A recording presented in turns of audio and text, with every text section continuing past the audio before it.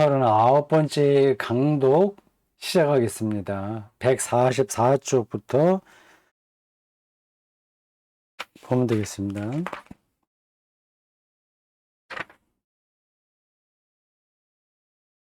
(039)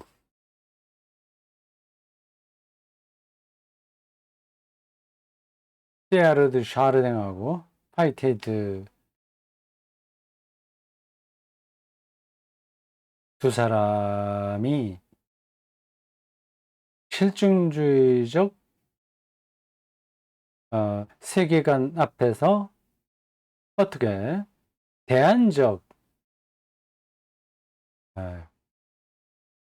대안을 강구한 학자냐 그걸 얘기합니다. 종교 없는 과학, 신 없는 진보, 이게 철저하게 실증주의적 세계관이거든요.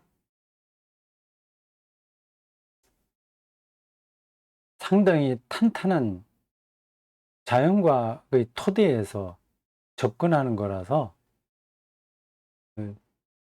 나이브하게 접근했다가는 두드려 맞습니다. 기독교가 그렇게 많이 맞았죠. 동네 북이 됐습니다. 한스킹이 볼 때 이게 대답은 아니거든요. 종교 없는 과학, 신 없는 진보. 여기서 대안을 찾은 학자 두 사람을 예로 들어서 설명하고 있습니다. 샤르댕을 보고 있어요. 우리가 샤르댕에 대해서는 여러 번 이야기를 들었습니다.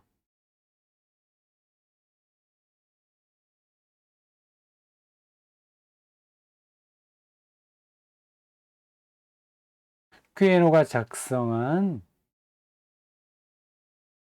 그 저술 목록에는 퀴에노야. 테아르드 샤르댕의 이름 후울레임으로 하면 그렇게 되나? 처음 듣는데. 테아르드 샤르댕이잖아요. 퀴에노는 뭘 얘기하지? 어떤 사람 이름이죠, 그게? 참.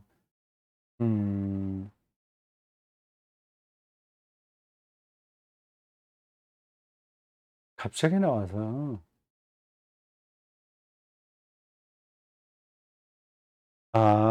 뭐 퀴에노라고 하는 다른 학자가 있는 것 같습니다. 그가 작성한 그의 저술 목록에는 할 때의 그에는 샤르댕이죠. 샤르댕의 저술 목록에는 380여 편에 수록되어 있다. 그 얘기겠죠? 내가 뭘 잘못 알고 있나? 테아르는 생전에 오직 전문과학 논문만 출판할 수 있었다. 그래 일생 동안 단 한 권의 주저도 출간되는 것을 보지 못했다. 그래요? 이게 무슨 말이야? 그럴 리가 있나? 테아르가 한 권을 수도해야 하니 자기 동료에게 유증하여 명망 있는 인사들로 구성된 국제위원회가 출간하기 때문이다. 테아르의 작업 한 권이 다 수도에 원래 있었나 보죠. 수도에 허락을 받지 않으면 책을 낼 수 없었는가 봐요. 근데 나중에 그 동료들에게 물려주니까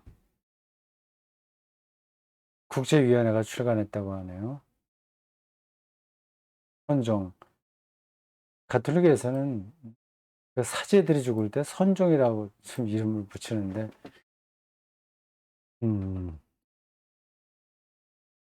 2년 후인 1957년 12월 6일에 검사 성성의 교령이 선포되었다. 교황청의 그 종교재판을 담당하는 부라고 할 수 있습니다. 우리 나라 제도로 말하자면 검찰총장쯤 검찰청이라고 할 수 있을까요? 도서관에서 테아르의 저작 일체를 말소하고 가톨릭 서점에서 판매하지도 말 것이며 대단하네. 외국어로 번역해서 안 된다는 내용이었다. 아, 대단하네. 저렇게까지 했단 말이에요.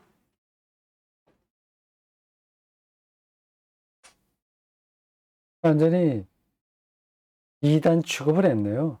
이단이요. 모든 기록에서 이름을 삭제하고, 와, 대단하네. 기억에서 지워버리는 그 형벌을 고대 로마인들은 기억에 대한 단죄라고 불렀다. 담나치오 메모리에. 아, 그렇군요. 담나치오 메모리에. 이런 단어는 좀 외워둬야 되겠네요. 메멘토 모리, 이런 것처럼. 죽음을 기억하라. 담나치오 메모리에, 담나치오 메모리에. 아, 샤르댕이 제수잇 교단에 속해 있었죠. 수사이자 사제이고 고고학자이자 대학 교수였던 이 사람이 살아있는 동안에 인정받지 못했을 뿐만 아니라 죽은 다음엔 더 심한 박해를 가톨릭 당국에서 받았습니다. 가톨릭 교회와 신학에서 테아르의 저작이 실질적으로 인정받은 것은 제2차 바티칸 공의회 직후였다. 1차는 더 보수적이었고요. 보수적이었고 2차 1962년인가 열린 바티칸 공의회에서 그건 좀 열려 있는 방향으로 나갔습니다. 그래도 그의 이름을 입에 올린 교황은 아직 없다. 아, 그렇군요.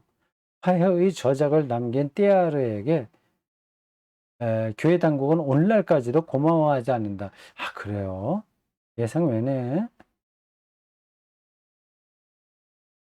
갈릴리 재판 자기들이 잘못했다고 취소하지 않았습니까? 그런데 띠아르에 대해서는 여전히 그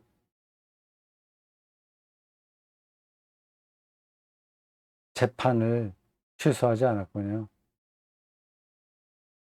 스트라스부르 교구 엘징어 대주교의 용기 있는 연설에도 불구하고 어떤 연설을 하셨나. 제2차 바티칸 공의회조차 띠아르 사건과 갈릴리 사건에서의 오해와 박해와 모략에 대한 명예회복을 명확히 결의하지 못했다. 그 책에 대한 판금, 번역, 불가, 거기에 각주가 실렸습니다. 띠아르드 샤르댕, 화이트헤드 문제에 관해서는 튜빙겐 대학 박사과정 콜로키움에서 두 학자를 주제로 칼 슈미츠 모어만 교수가 발표한 내용에 힘입은 바 크다. 나와 동갑인 그는 띠아르 저작의 독일어 번역본 발행과 띠아르 일기의 프랑스판 발행에 지속적으로 헌신하다가 안타깝게도 일찍 세상을 떠났다. 음.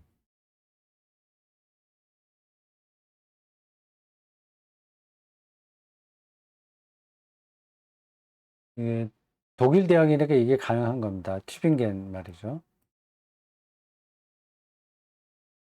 이 독일은 가톨릭 이 그 상당한 세력이 있으나 절대적이진 않거든요. 이태리, 프랑스, 스페인, 포르투갈, 뭐 등등 나라처럼 절대적이지 않습니다. 다른 나라에서는 하지 못하는 일을 독일인 독일 튜빙겐에서 했네요. 띠아르 샤르댕에 대한 재조명이 많이 일어났던 것 같습니다.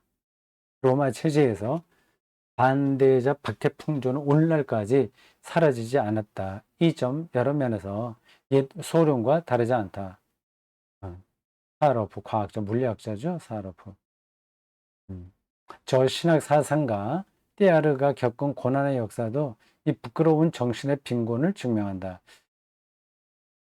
제가 생각했던 것보다 훨씬 더 큰 박해를 띠아르가 받았네요. 그러나 정치적 신학자 존 매츠도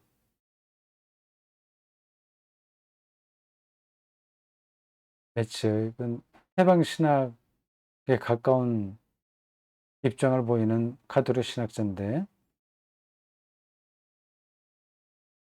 정체신학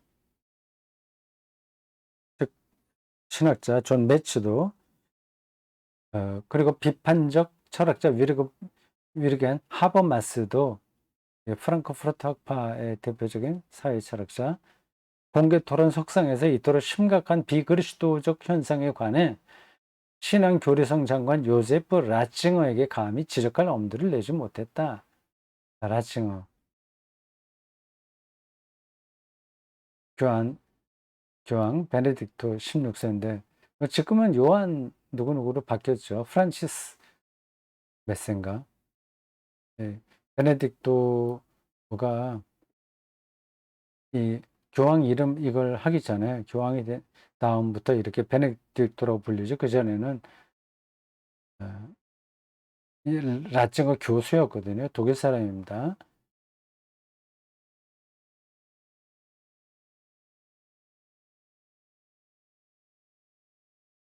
최근 가장 중요한 사건은 유력한 예수의 잡지 아메리카의 편집장 토머스 리스의 해입니다. 이 사람이 테아르드 샤르댕의 우호적이었는가 보죠. 이제 좀 더 행복한 삶을 살았던 한 인물에게 눈을 돌려보자. 그랬네요. 파이트 해야 됩니다.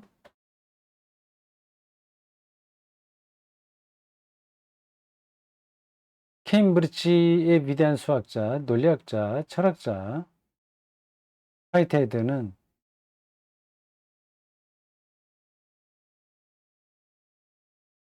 영국 사람이죠. 케임브리지에 있었으니까 나중에 미국으로 가지 않습니까? 제자 버트란트 러셀과 함께 기념비적 저작 수학의 원리를 출간했다.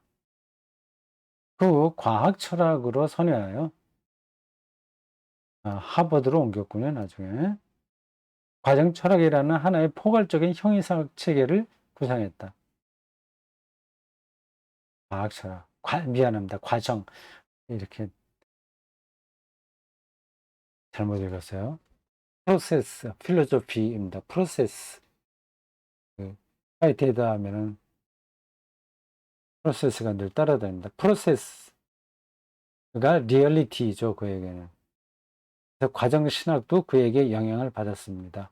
과정 철학, 과정 신학.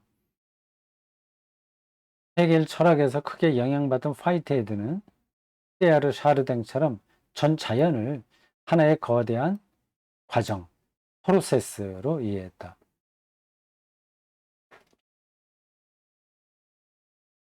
그 안에는 무한히 작은 단위들,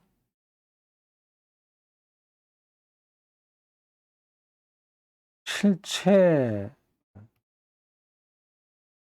실체가 아니라 사건, 실체는 substance인가? 사건의 이벤트, 사건의 사슬, 훗날의 표현으로는 실제적 사건들, 음,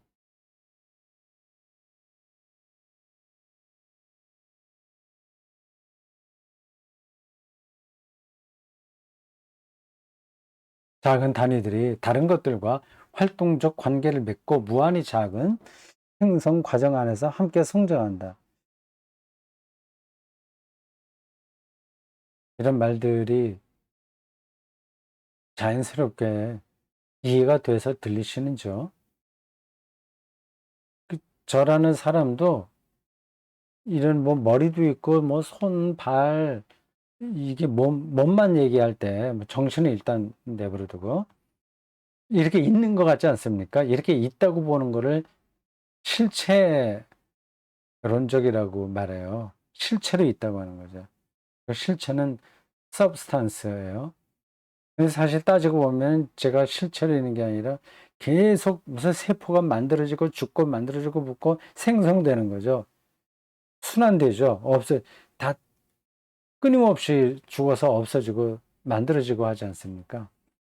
과정이 저의 실체, 리얼리티라고 보는 겁니다. 화이트헤드 덕분에 현대인은 완전히 새로운 방법으로 자연의 역동성을 자각하게 되었다. 시간의 실제성과 새로운 것의 가능성과 실제 전반의 역동적 특성을 새삼 진지하게 받아들이게 된 것이다. 뭐가 정말 실제적인가, 리얼한가, 거기서 관점을 새롭게 한 거죠.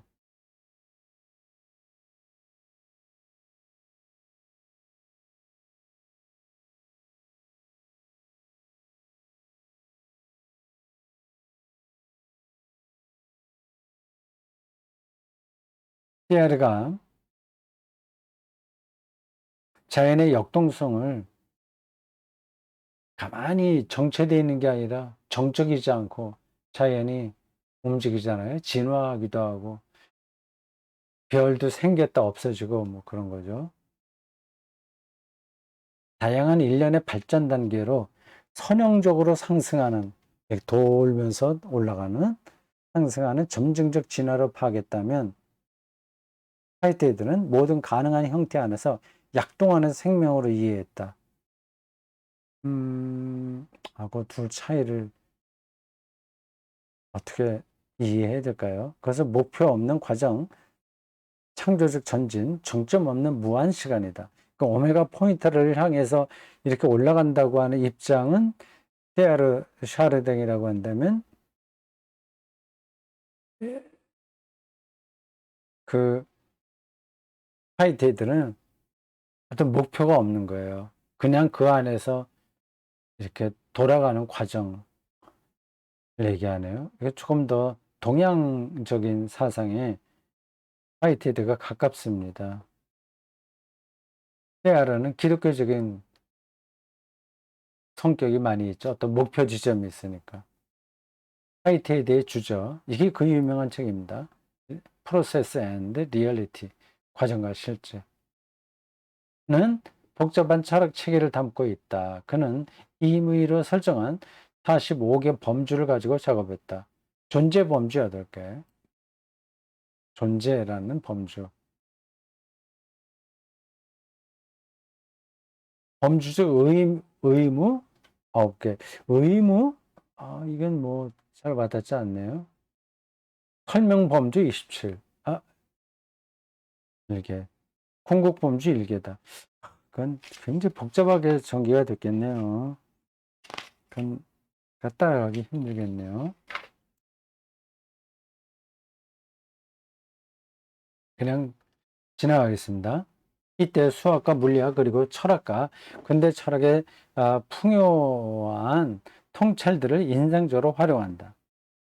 물론 화이트헤드가 유기체와 무기체, 정신과 육체 같은 근본적으로 상이한 종류의 실체, 엔터티 영어고요. 엔티테트 독일어입니다.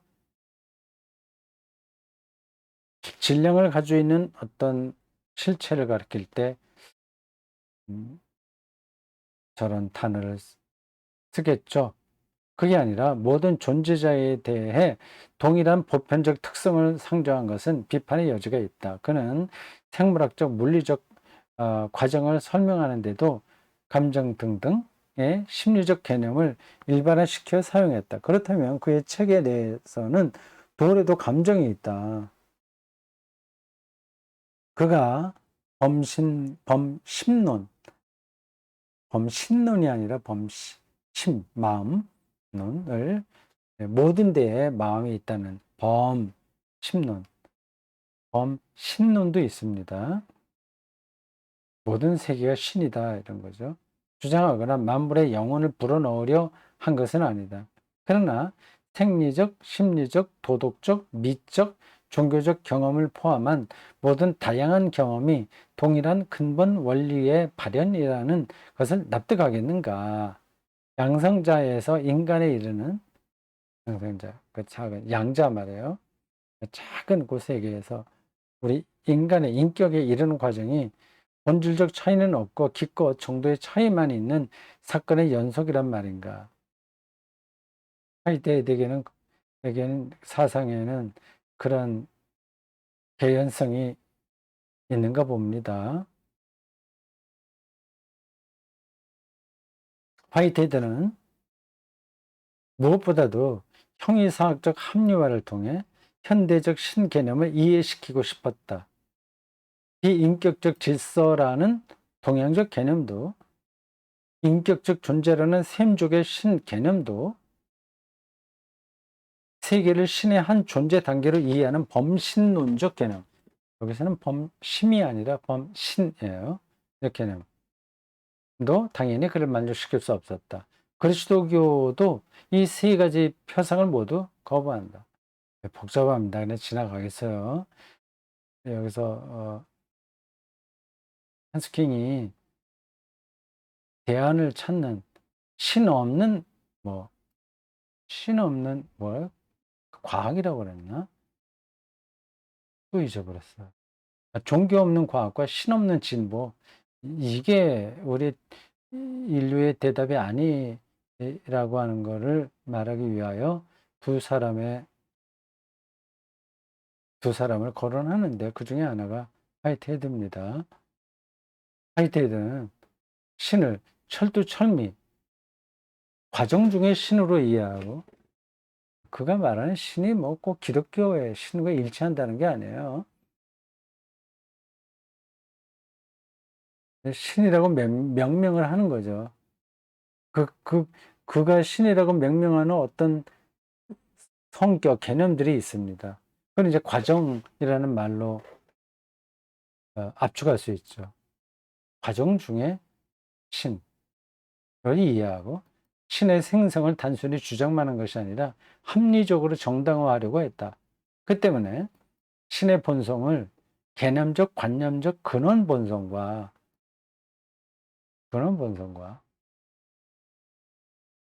물리적, 실제적 후속 본능에, 아이고, 어려운 표현, 쌍극으로 보았다.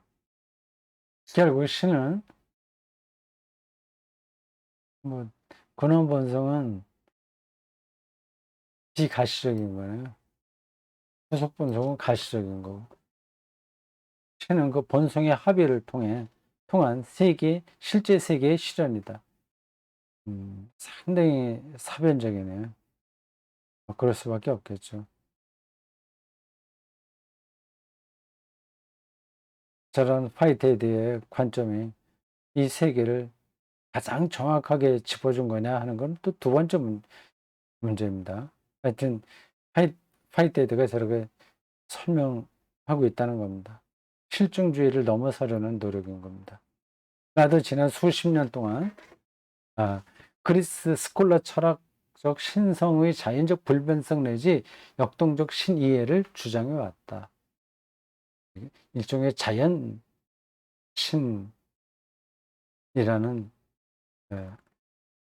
관점들입니다. 그러나 신과 세계를 영원히 서로에게 속하고 궁극적으로 호환 가능한 존재로 봄으로써 신과 세계의 문제가 정말 해결될 수 있는지, 그래서 신이 세계를 창조했다는 것이 참이듯 세계가 신을 창조했다는 것 또한 참인지 묻지 않을 수 없다. 비판자들은 화이트헤드의 신이해가 함축된 이 첨예한 안티테이즈의 반명제, 신이 세계를 창조했듯이 세계가 신을 창조했다는 게 서로 안티테이즈라는 거예요. 강요된 체계를 보았다. 이 또한 창조주 개념에 대한 화이트헤드의 반감에 영향을 준 것 같다. 이 개념은 결코 비합리성, 우연성, 자의성을 뜻하지 않는다. 어떤 의식도 없는 신의 근원적 본성에 대한 그의 주장 역시 여기에 기초를 두고 있을 테지만, 그러나 이런 주장은 세계 내 의식의 기원을 설명할 수 없다. 지나가겠습니다. 세계 내 의식의 기원, 이런 것도 생각을 더 많이 하긴 해야 되는데, 결국 미래 세계의 실질적 완성을 경시하는 것도 이와 관련되어 있다. 그 자신이 매우 선별적으로 인용한 하나님 나라에 대한 성경 말씀의 진실로 뜻하는 바가 결국 이것이다. 그가 독재적 신 개념을 배척한 것은 옳지만 고통을 함께하는 신의 아름다운 모습은 아마 모든 철학적 인식보다 우월할 것이다.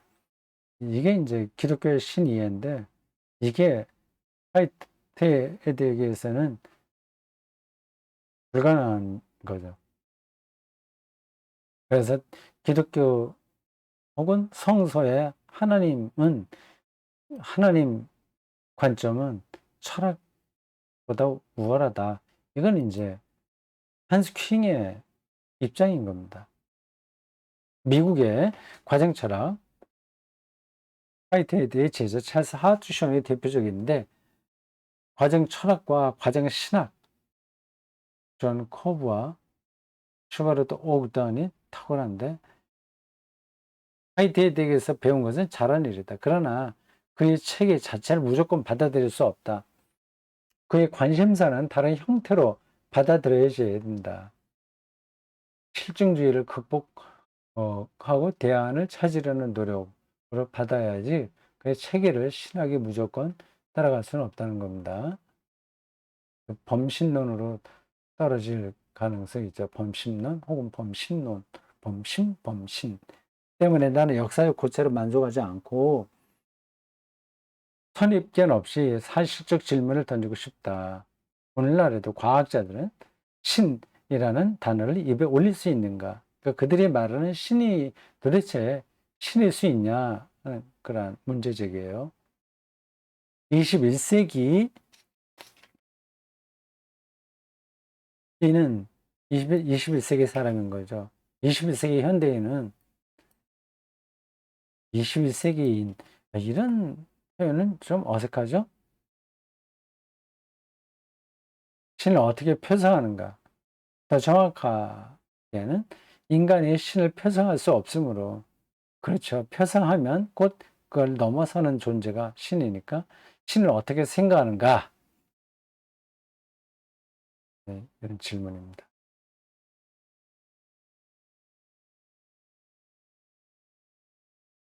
과정신학이라는 말 들어보셨죠? 일반 신자들이야 안 들어보셨겠지만, 음, 프로세스, 프로, 아, 프로, CESS, 프로세스, 어, 테오로지,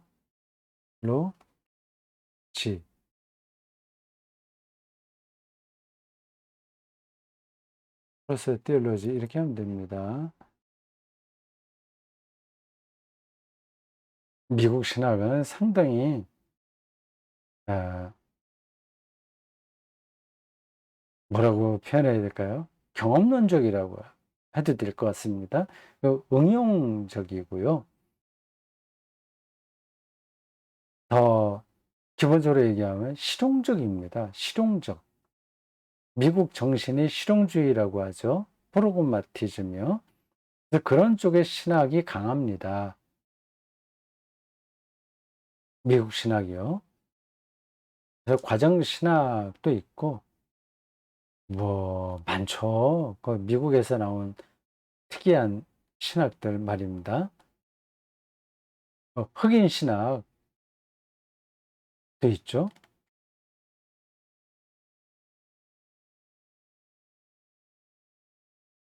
그런 쪽이 좀 강합니다. 실제 어, 현실 세계에서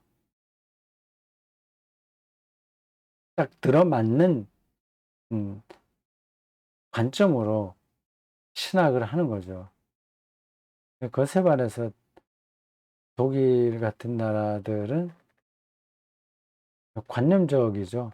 실용주의가 아니라 관념주의라고 할 수 있습니다. 그러니까 신학에서도 훨씬 더 그 기초 신학이 좀 강하죠. 조직 신학, 그리고 성서 신학, 그렇습니다. 과정 신학이 독일에 어떻게 받아들여지는지는 뭐 제가 정확하게는 모르겠습니다. 과정 신학에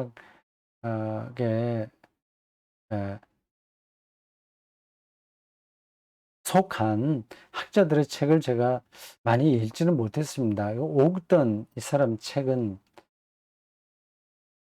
읽었겠죠. 이 사람 이름은 익숙하니까. 여기서 과정 철학, 과정 신학, 이런 데에서 제가 배운 하나의 그 중요한 개념이 리얼리티에 대한 이해였습니다. 그게 하는베르크 신학에서 중요하고 뭐 철학에서 중요하고 다 중요한데 그 개념을 조금 더 실질적으로 이해하게 된 계기가 과정 철학이었습니다. Reality is process라고 하는 그 명제를 들을 때, 그 리얼리티를 어느 쪽으로 이해하느냐 하는 게 세계를 이해하고 하나님을 이해하는데 중요하구나. 그런 걸 이제 깨달은 겁니다. 과정 철학에 고맙게 생각합니다. 자, 여기까지 했고, 이제 40번째는 새로운 장으로 시작합니다. 148쪽이에요.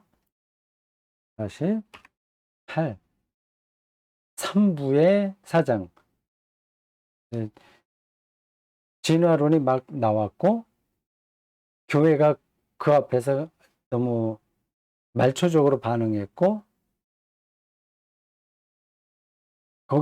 그래서 그걸 어떻게 그리고 그러나 그 실증주의라는 그 주장들이 결국은 잠깐 반짝하다가 현대에 그렇게 당연한 것으로 받아들이지 않게 되었고요.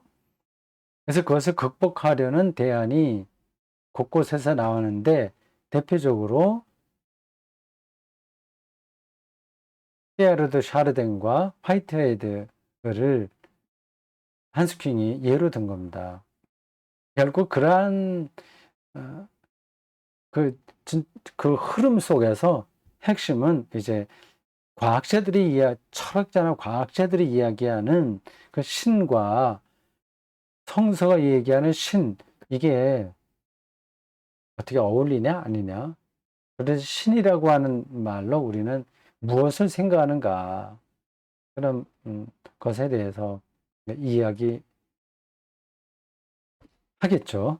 네, 다음 시간에 그걸 보도록 하겠습니다. 여기까지입니다.